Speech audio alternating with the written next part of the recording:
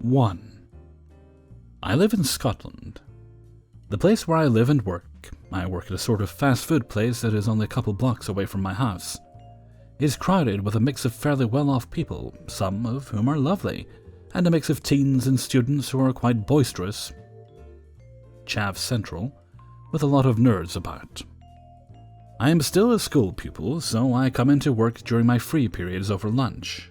About a month and a half ago, before my workplace shut down due to coronavirus, I was working my usual Monday shift between 12 and 2. School pupils usually come for their lunch about 1, so it was fairly quiet beforehand, and it was just me and the chef. I can only make half the menu I'm still learning, who was in the back preparing chicken.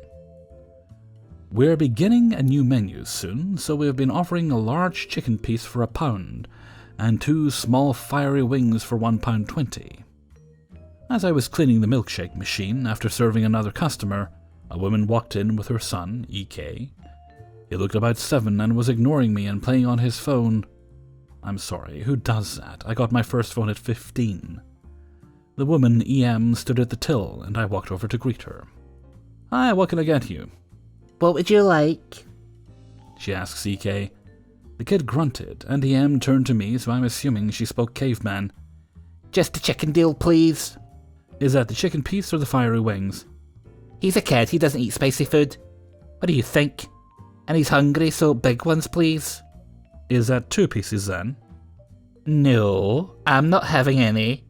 I was a little confused at this point. Okay, that's £1, please. She handed me a £1 coin and I put it through the till and handed her the receipt. Binning the other one is I can do the chicken myself, so I don't need to give it to my colleague who cooks the things I can't, and was busy preparing for school lunch deals. I left her at the till, as I went to get some tongs and took the chicken out of the warmer, and put a big piece into a paper bag and rolled it up. I then handed the bag to EM and thanked her for coming, and they walked out the door, leaving it open, which is really annoying as it's really cold outside. I shut the door, and just as I returned to the kitchen and washed my hands, the woman was back. Excuse me! Excuse me! I returned to the counter and tried to smile, because the customer is always right. Is everything okay with the chicken? No, everything is not okay. You only gave my son 1 piece. That's what she paid for, £1 for a piece of chicken. This is why incompetent children shouldn't be allowed in the kitchen on their own. I'm sorry, but that is what you ordered. You can buy some more if you'd like. No, I wanted the 2-piece deal for £1.20. I'm sorry, I can take the chicken back and give you the 2 fiery wings instead.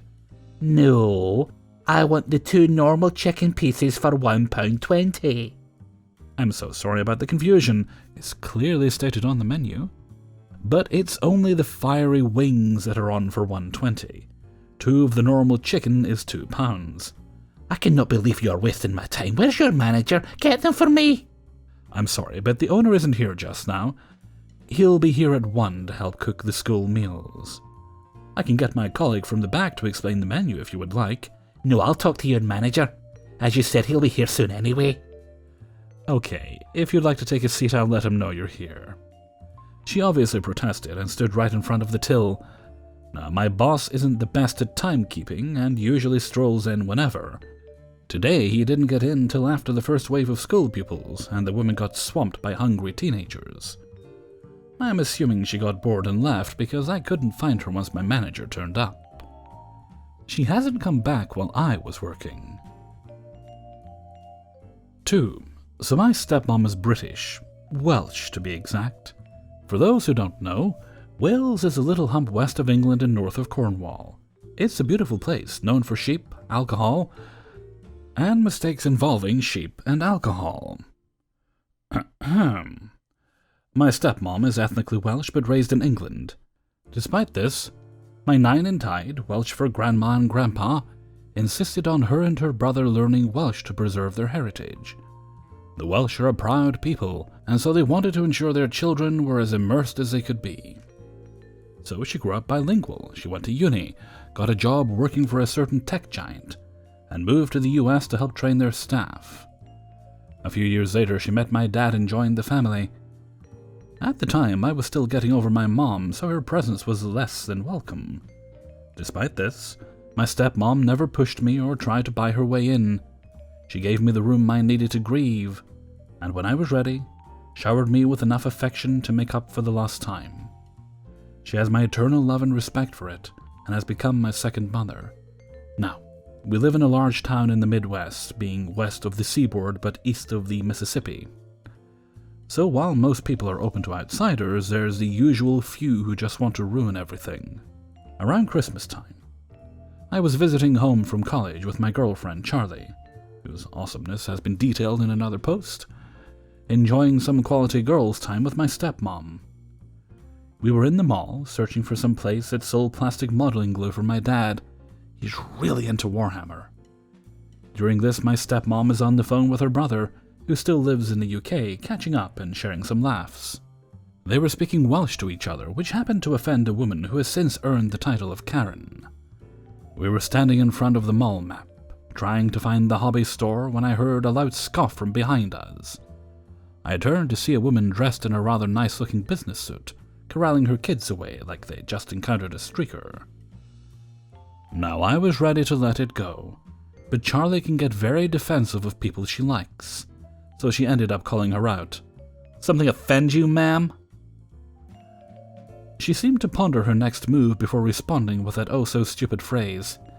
You're in America. When you're here, you speak English, not Muslim. My kids don't need to hear that. Now, I've met some pretty stupid people in my life, even dated one, but never ever have I heard someone confusing Welsh for Arabic, which is what I assumed she meant. They're two very different languages from two very different cultures. The only similarities between them is how little I understand them. However, for someone to be so offended by someone speaking another language, they probably also didn't immerse themselves too much in other cultures. To her, the world probably began in New York and ended in Los Angeles. It was at this point that my stepmom hung up.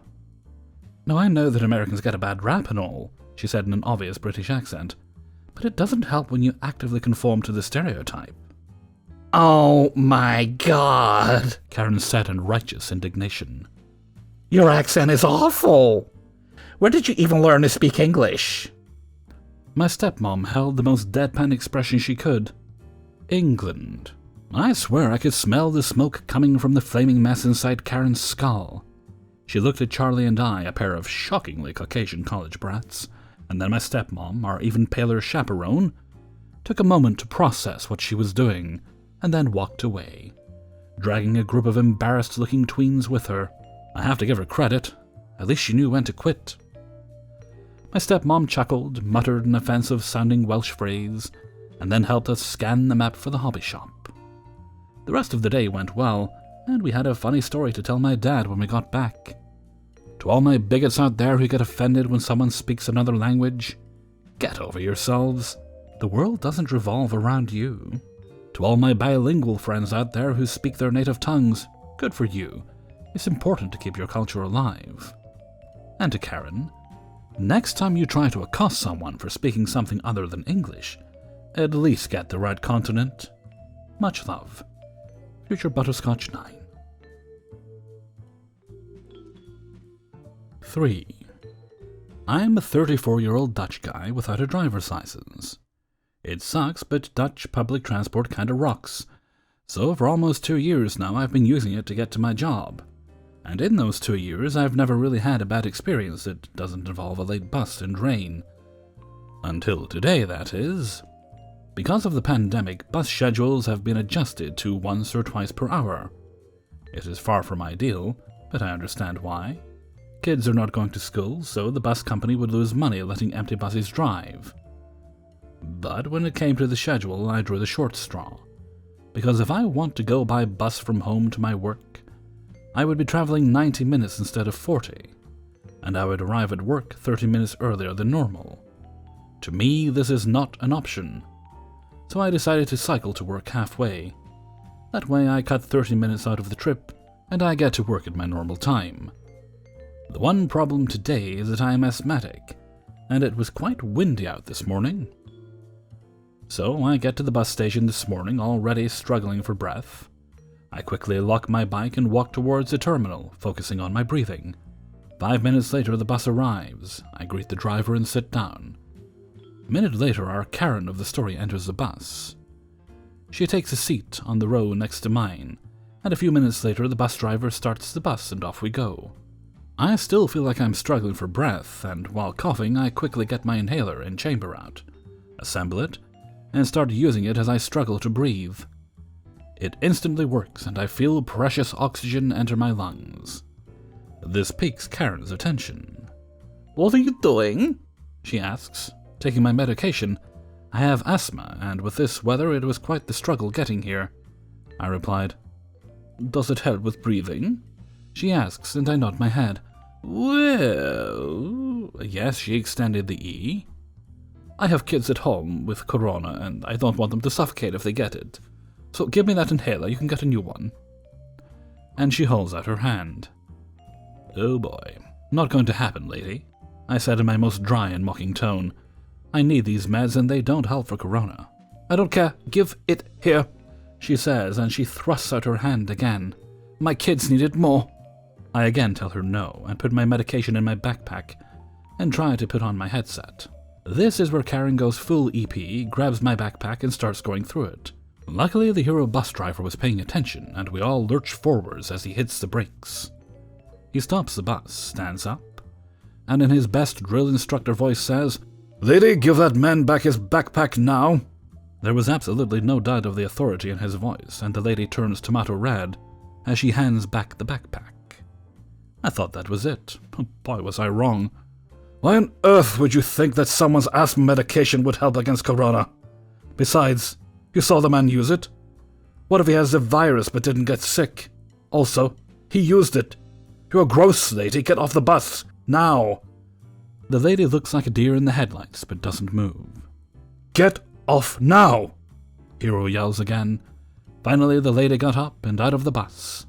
I thanked our hero bus driver as he sits back down, and we get on our way again. As the bus drives off, I saw the lady on her phone. No assault, police destruction of property, so it could have been much worse.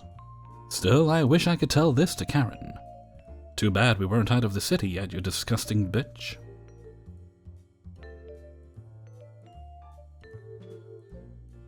Four. This story takes place during my freshman year of high school. Here's the cast. EK. Guess? S1, Senior 1. Guy was in senior year during my freshman year.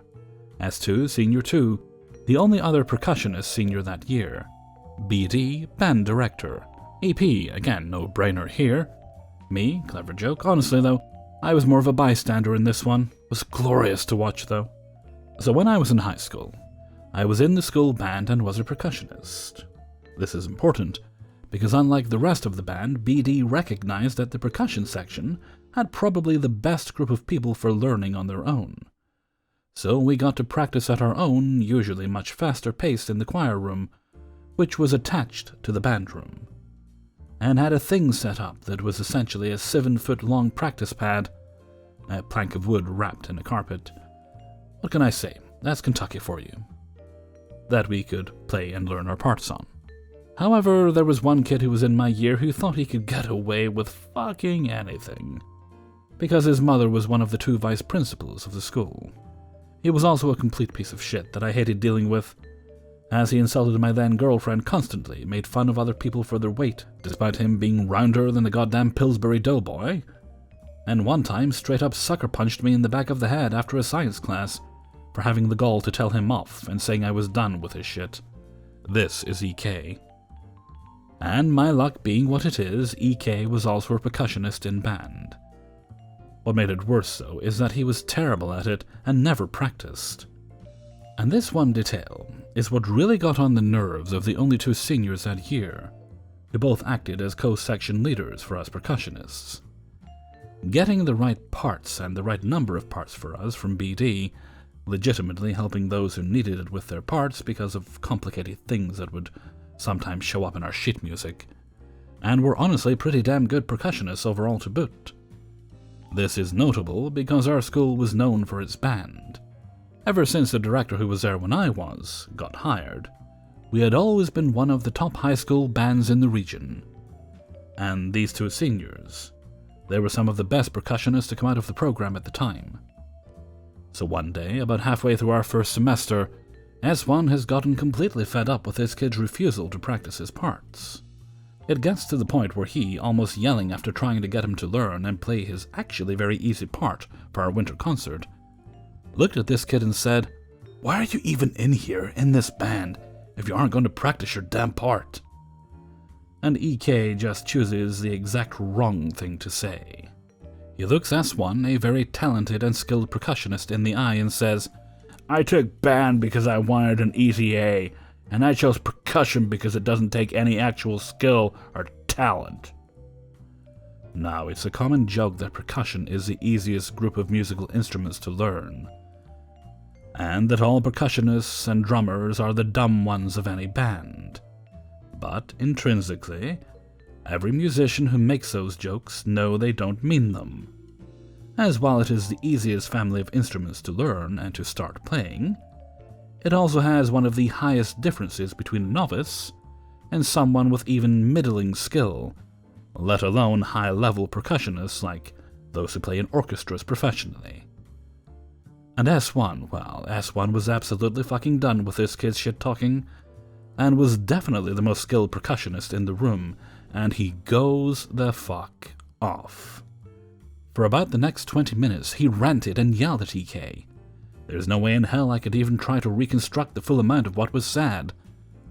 But there are a few notable moments from it that are burned into my memory with how funny it was to watch from the outside.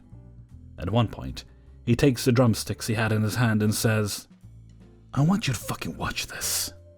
Starts what was a fairly difficult rudiment for most of the people there at a tempo of about 135 to 140 BPM, and holds that speed for about 25 seconds for the purposes of demonstration. Do you really think that didn't take skill or talent? Of any kind? Well, you just practiced that until you could do it. What the fuck do you think skill is? This continued for a little while until S1 finally had to pause to catch his breath a bit. So EK thinks he can get a word in edgewise, is just about to speak, and try to appeal to the idea of, "My mom will hear about this," or something to that effect, when S2, the absolute legend, stops him by interjecting his own little tidbit. He doesn't give a goddamn who your mommy is. After chewing this kid out for the next few minutes, S1 goes and has a word with BD. Turns out, this had been a coming storm for about 2 or 3 weeks, and S1 had arranged with BD to at least get EK out of the percussion section if he disrespected it or the band again. Suffice to say, by the end of that class period, EK was no longer a percussionist in our band, and by the end of the week, BD had talked with the school's principal and had him removed from band class entirely. I later found out that EP initially tried to step in and make the administration play favorites, because S1 had yelled at her precious little boy. But the principal overrode her authority and pointed out that EK had disrespected the band, which was one of the main enticements for fundraisers for the school, thanks to our skill and a once-yearly gala arranged by the band that was the biggest amount of non-government funding brought into the school each year. Needless to say, her idea didn't get much traction outside of that little conversation either.